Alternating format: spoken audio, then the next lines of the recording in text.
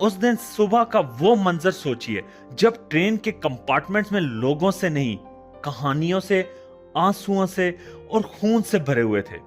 एक तरफ खुशी थी अपने मुल्क का झंडा लहराने की, दूसरी तरफ दर्द था घर, जमीन और अपनों को खो देने का।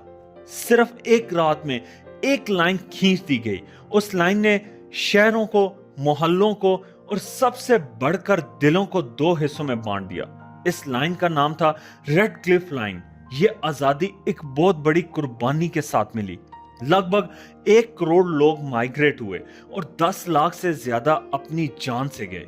आप सोचिए उस वक्त के लीडर्स कितने विजनरी थे।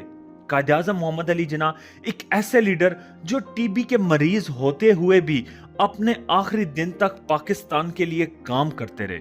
लियाकत अली खान, अल्लामा इकबाल, फातिमा जिन्ना, ये सिर्फ नाम नहीं, ये